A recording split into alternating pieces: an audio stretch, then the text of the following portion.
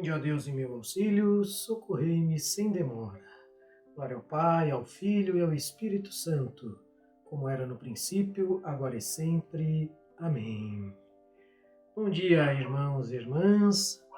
Iniciamos mais um dia com a Palavra de Deus, mais um dia agradecendo pelos dons recebidos, agradecendo pela maravilha da vida, pela maravilha da natureza, pela maravilha da obra da criação em nossos dias. O Evangelho que a Igreja nos propõe para hoje está no livro de Marcos. O Senhor esteja conosco, Ele está no meio de nós. Proclamação do Evangelho de Jesus Cristo segundo Marcos.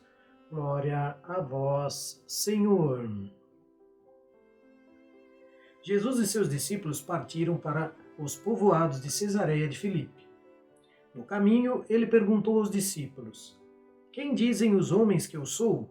Eles responderam: Uns dizem João Batista, outros Elias, outros um dos profetas. Jesus então perguntou-lhes: E vós, quem dizeis que eu sou? Pedro respondeu: Tu és o Cristo. E Jesus os advertiu para que a ninguém falassem a seu respeito. E começou a ensinar que o Filho do Homem deveria sofrer muito, ser rejeitado pelos anciãos, pelos sumos sacerdotes e pelos escribas, ser morto e ao terceiro dia ressuscitar. Falava isso abertamente. Então Pedro, chamando-o à parte, começou a censurá-lo. Jesus, porém, voltando-se e olhando para seus discípulos, repreendeu a Pedro, dizendo: Vai para trás de mim, Satanás. Tu não pensas de acordo com Deus, mas de acordo com os homens. Palavra da salvação, glória a vós, Senhor. Caríssimos irmãos, caríssimas irmãs, a palavra de hoje tem duas mensagens fortes para nós. Primeiro, a profissão de fé de Pedro. Pedro, que caminhando com Jesus vai percebendo todos os sinais, vai se iluminando o seu coração, vai iluminando-se a sua vida, e quando é questionado por Jesus quem ele seria, prontamente responde: És o Cristo, és o Messias esperado. Que possamos nós ter esta atitude de Pedro, ao sermos questionados sobre Jesus Cristo, em reconhecer nele o verdadeiro Filho de Deus, o verdadeiro escolhido, aquele que se doou para nos dar a vida eterna, aquele que nos encaminha de volta para a porta do paraíso. Mas, na sequência, nós temos a advertência.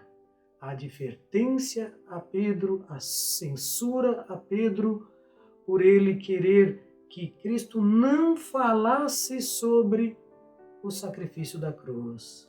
A cruz parecia um tormento, parecia um peso, e não compete ao Messias este sacrifício. E aí, Jesus então nos censura como censurou a Pedro.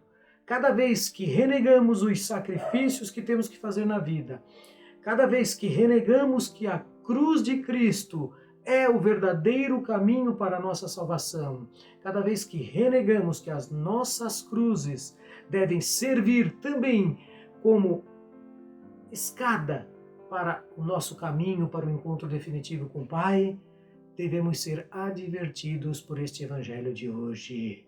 Porque começamos a pensar pela nossa razão humana e às vezes pelas tentações que sofremos neste mundo. Que o Senhor nos livre destas tentações, que o Senhor nos livre de abdicarmos das cruzes da vida, de abdicarmos da cruz de Cristo como a grande inspiração para que tenhamos uma vida forte na fraternidade, no amor, no carinho, no amparo para aqueles que precisam. E possamos assim, depois, professar com altivez, como fez Pedro na primeira parte do Evangelho: Tu és o Cristo, o Filho de Deus. Louvado seja nosso Senhor Jesus Cristo, para sempre seja louvado.